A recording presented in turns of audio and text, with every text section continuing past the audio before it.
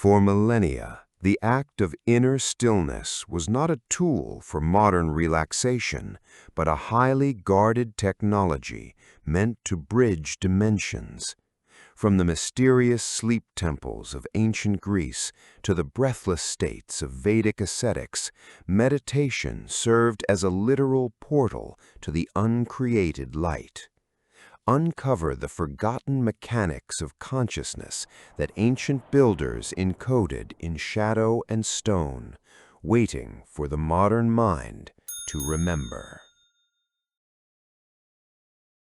You were taught to close your eyes to find peace, a modern lie forged to blind you. True stillness is a violent fracture of the physical world. Look to the ancients. They did not meditate to rest. They meditated to leave, to walk the invisible, humming architecture of the cosmos. The flesh is a dense anchor, a diving bell submerged in an ocean of static. To sever the tether, you must first build the portal. This is not philosophy, it is mechanical.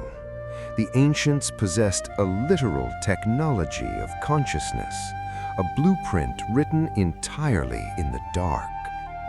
When the eyes shut, the void is not empty. It is pregnant with the hum of uncreated matter, the raw golden fabric of the universe. Every temple, every megalith aligned to the stars was a macrocosmic mirror, designed to trigger the microcosmic gate inside the human skull. They knew the geometry of the void, and they left the key resting in the silence between your breaths. Journey to the Argolid, Epidaurus. The ancient cult of Asclepius did not heal the body with herbs. They used the night. The Inqui Materia, the sacred sleep chambers. Initiates drank the darkness, descending into a deliberate, paralyzed twilight to access the portal. Only a few are brave enough to cross this threshold. If you seek the ancient architecture, align with our timeline, subscribe, and walk the shadow with us. In this artificial death, the veil thinned. Non-human intelligences, the daimons, stepped through the glass. Or perhaps the initiate stepped out. They recorded medical cures, yes, but they hid the true esoteric operations, the extraction of the soul from the vessel, the charting of astral coordinates. A localized detachment, the body entombed in obsidian sleep, while the mind traversed the golden lattice of the ether. This was the first recorded mechanics of the portal, the precise use of absolute sensory deprivation to force the inner eye wide open. But the Greeks were echoes of an older frequency.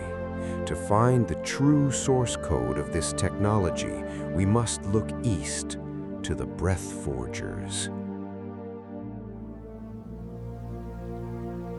Before the written texts, there was the vibration. The rishis of ancient Vedic India mapped the nervous system not as biology, but as a cosmic circuit board. Dhyana, not a fragile state of calm, a state of absolute, terrifying focus, a singular point of gravity designed to collapse the ego. They understood that consciousness possesses mass.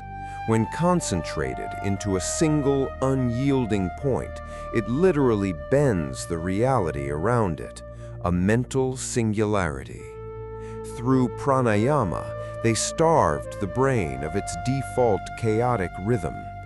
altering the blood, changing the electromagnetic frequency of the human avatar. When the heart rate drops, the portal activates. The gold and amber currents of Kundalini rise, the serpent striking the Stargate in the center of the mind. The breath slows to a crawl. The biological tether decays. The yogi does not sleep. They are fully awake, drifting into the architecture of the abyss. To the outside observer, it looks like a catatonic trance, but internally, the vessel has been breached.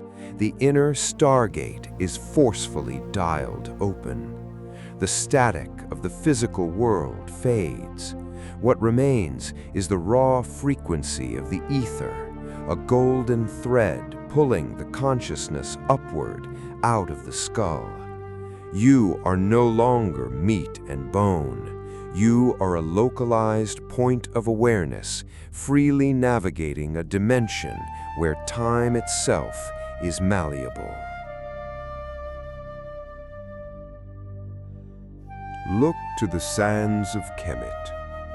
The Egyptian Book of the Dead was not merely a funeral text, it was an encrypted manual for the living. The high priests of Amun did not wait for their hearts to stop to enter the Duat. They used ceremonial stillness to cross the threshold at will.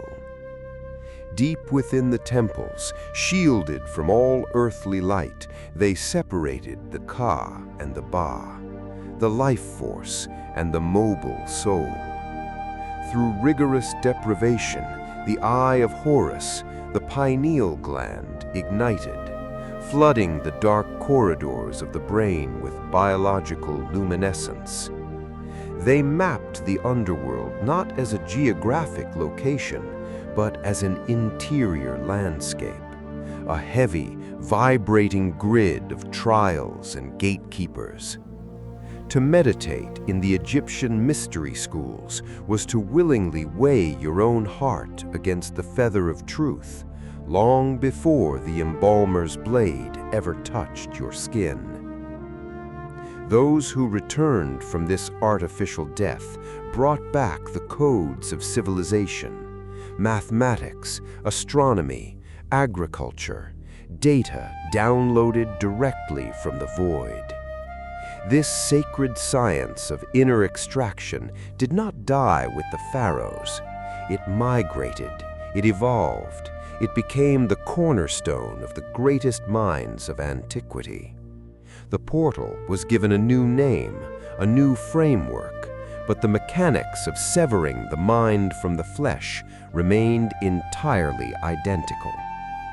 We move from the subterranean tombs of Egypt to the sun-drenched pillars of Hermetic philosophy, where the mind itself becomes the ultimate weapon. To the initiates of Hermes Trismegistus, the physical universe was a mere illusion, a heavy, vibrating projection of a much greater, unseen intelligence. The all is mind, the first principle of Hermeticism. True meditation was not a retreat inward. It was a conscious plug-in to the Nous, the universal mind. As above, so below. The architecture of the stars perfectly mirrors the neural pathways within your own skull. To travel one is to travel the other. When the Hermetic initiates silenced their thoughts, they were not seeking emptiness. They were turning themselves into a flawless acoustic receiver for the divine broadcast. A mirror polished so perfectly in the dark that when the uncreated light finally strikes it, the human mind reflects the entire cosmos back upon itself. In this state, the initiate realized the terrifying truth.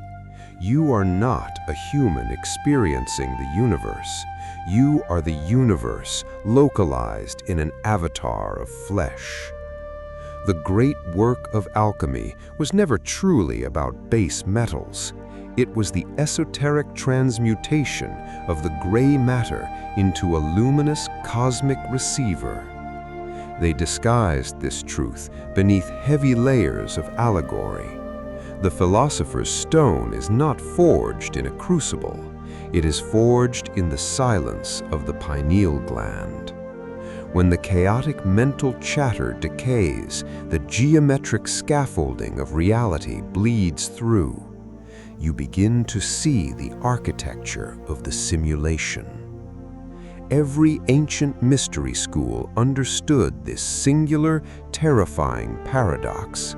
To travel the furthest reaches of the cosmos, one must absolutely refuse to move. The stillness becomes a weapon, a hyper-focused beam of consciousness that pierces the heavy veil of the material plane. But perhaps the most fiercely guarded iteration of this technology was hidden within the very walls of the Orthodox desert. The Byzantine monks of Mount Athos practiced Hesychasm, the radical, uninterrupted stillness of the heart, a total sensory blackout. They drew their minds forcefully out of their skulls and locked them down into the chest, to find the uncreated light of Tabor. This was not a poetic metaphor. The monks recorded literal physical transformations, a blinding golden luminescence radiating directly from the cellular flesh. Critics denounced it as heresy, threatened by a technology that bypassed the priesthood entirely, a direct, undeniable portal to the divine frequency. By syncing the breath with absolute internal silence, they hacked the biological mainframe. They stepped completely outside the boundaries of time. From the Indus Valley to the Egyptian sands, from the Hermetic halls to the Byzantine caves, the cosmic blueprint is identical. Sensory deprivation, rhythmic breathing, the localized collapse of the ego. This is not relaxation. This is the ancient formula for dimensional travel. The modern world diluted this supreme science into a sterile tool for corporate stress relief.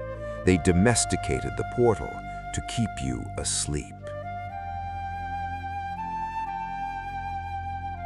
But the technology remains intact, buried deep within your DNA, waiting for the inner silence to finally reach critical mass.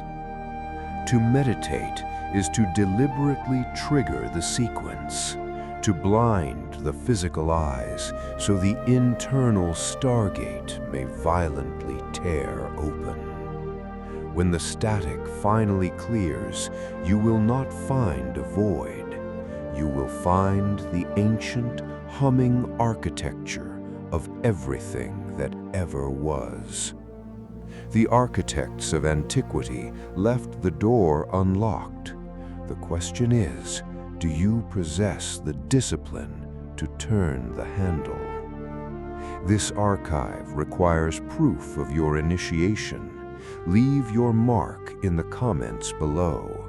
Lock your seal into the stone before the gate closes forever. The flesh is temporary.